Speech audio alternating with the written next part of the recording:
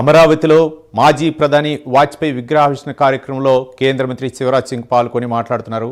Live ద్వారా చూద్దాం. ఈ దేశం మీద ఆయనకు ఆ దేశ భక్తిని మాటల్లో చెప్పాలంటే అది హిమాలయాల మస్తిష్కం లాగా, మన ఈ పంజాబ్ ఇవి భుజస్కంధాల్లాగా. కవిత పూర్తిగా చెప్పారు, మళ్ళీ చెప్పాలంటే కష్టం అవుతుంది. ఇది వీరుల భూమి, ధీరుల భూమి, ఇది వందనాల భూమి, అభినందనాల భూమి. ఈ భూమి మీద పై కాశ్మీర్ నుంచి కన్యాకుమారి గారు వరకు ఒక అద్భుతమైన నిలయం ఇది.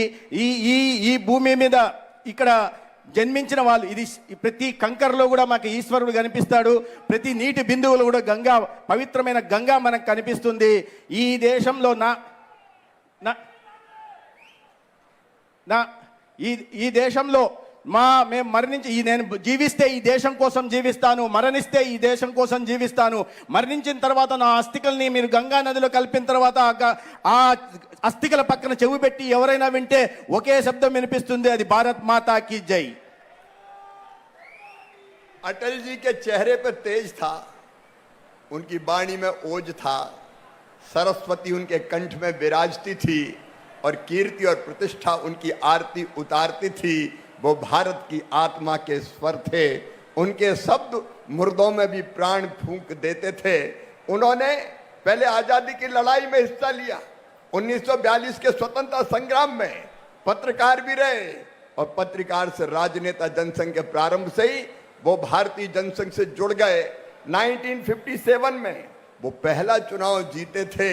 उनको उस समय प्रधानमंत्री तत्कालीन पंडित जवाहरलाल नेहरू भी बड़े ध्यान से सुनते थे और नेहरू जी ने उसी समय कह दिया था कि ये नौजवान असीम संभावनाओं से भरा है, ये किसी दिन भारत का प्रधानमंत्री बनेगा. అటల్ బిహారీ వాజ్పేయి గారి మొహంలో ఒక తేజస్సు ఉండేది. వారి నాలుక మీద సరస్వతి కొనియాడేది. అదేవిధంగా కంఠంలోంచి సరస్వతి మాత వచ్చేది. అటువంటి అద్భుతమైన నాయకుడు అటల్ బిహారీ వాజ్పేయి గారు. వారు స్వాతంత్ర పోరాటంలో, క్విట్ ఇండియా ఉద్యమంలో పాల్గొన్నారు.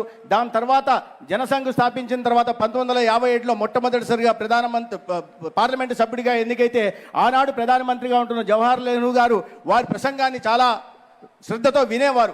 ఆ వింటూనే వారి ప్రసంగం పట్ల ఆకర్షింపబడిన వారు అన్నారు, ఈ నవ యువకుడు ఏదో రోజు ఈ దేశానికి ప్రధానమంత్రి అవుతాడని జవహర్లాల్ నెహ్రూ అప్పటి ప్రధానమంత్రి చెప్పడం జరిగింది. लेकिन पंडित जी की और तत्कालीन सरकार की वो तीखी आलोचना करते थे. वो पार्टी की बुराई सह नहीं सकते थे. एक बार पंडित जवाहरलाल नेहरू जी ने जनसंघ की आलोचना की तो अटल जी ने कहा, पंडित जी मुझे पता है आप शीर्षासन करते हो, लेकिन मेरी पार्टी की उल्टी तस्वीर मत दिखाओ. ఆయన అజాత శత్రువు, అందరివాడిగా మన్ననలు పొందాడు. కానీ ఆయన సిద్ధాంతం విషయంలో ఏనాడు రాజీ పడేవాడు కాదు.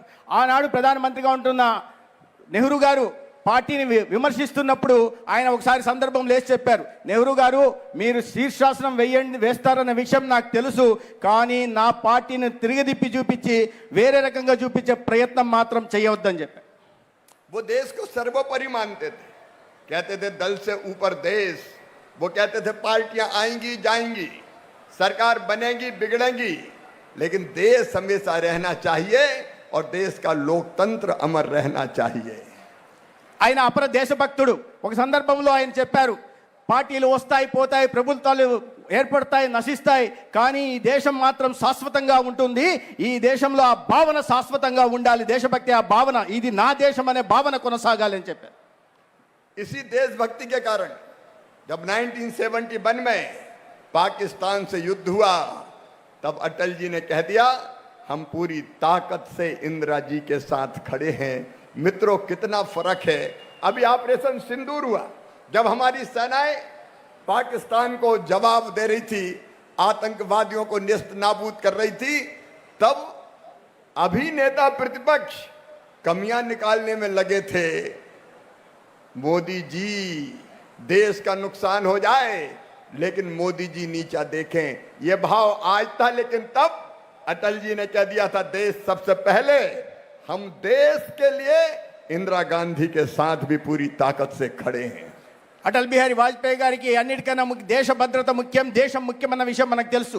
దాని కారణంగానే 1971లో పాకిస్తాన్లో యుద్ధం జరుగుతున్నప్పుడు ఆనాటి ప్రధానమంత్రి ఇందిరాగాంధీ గారిని పూర్తిగా సమర్థించిన విషయం కూడా మనం అందరం గుర్తు చేసుకోవాల్సి ఉంది. కానీ వాళ్ళ పరిస్థితి ఎలా మార్పు వచ్చిందంటే, అదే ఇందిరాగాంధీ గారి మనవడుగా ఉంటున్న ప్రతిపక్ష నేత మన దేశం మీద పక్కన పొరుగు దేశం ఉగ్రవాద దాడి చేస్తే ఆ విషయంలో మనం ఆపరేషన్ సింధూర్ ద్వారా ఆ దేశానికి బుద్ధి చెప్పి ఆ ఉగ్రవాదుల్ని ఏరివేసే ప్రయత్నం చేస్తూ ఉంటే, ఇవాళ ప్రతిపక్ష నాయకుడిగా ఉంటున్న బాధ్యత రాహిత్యంగా వ్యవహరిస్తున్న రాహుల్ గాంధీ గారు మోదీ గారు ఇదేంటి అని ప్రశ్నిస్తున్నాడు. సింధూర్ జరిగిందా, మీరు ఉగ్రవాద శిబిరాలను ధ్వంసం చేశారా అని ప్రశ్నిస్తున్నారు. అంటే ఎంత బాధ్యత రాహిత్యంగా వ్యవహరిస్తున్నారో గుర్తు చేసుకోవాలి. भारत के विदेश मंत्री के रूप में उन्होंने भारत की एक नई छाप पूरी दुनिया पर छोड़ी। और तब जब नरसिम्हा राव जी को जरूरत पड़ी प्रधानमंत्री रहते हुए कि जिनेवा में भारत के प्रतिनिधिमंडल का नेतृत्व कौन करे, पाकिस्तान का कश्मीर के संबंध में प्रस्ताव गिराना था, तो नरसिम्हा राव जी को भी एक ही नाम याद आया, अटल बिहारी वाजपेयी। और अटल जी उस प्रतिनिधि मंडल के मुखिया बन के गए और पाकिस्तान को परास्त होना पड़ा, उसका प्रस्ताव गिर गया। అద్భుతమైన విదేశాంగ నీతికి పెట్టిన పేరు అటల్ బిహారీ వాజ్పేయి గారు. దాని కారణంగా పివి నరసింహారావు గారు ప్రధానమంత్రిగా ఉంటున్నప్పుడు జెనీవాలో జరిగిన ఐక్యరాజ్య సమితిలో భారతదేశం తరపున మాట్లాడడానికి ఎవరయ్యా అని చూస్తే ఆనాడు ప్రతిపక్షంలో ఉన్న అటల్ బిహారీ వాజ్పేయి గారు కనిపించారు. అటల్ బిహారీ వాజ్పేయి గారు అయితేనే జమ్మూ కాశ్మీర్ విషయంలో ఐక్యరాజ్య సమితిలో అద్భుతంగా వాదించి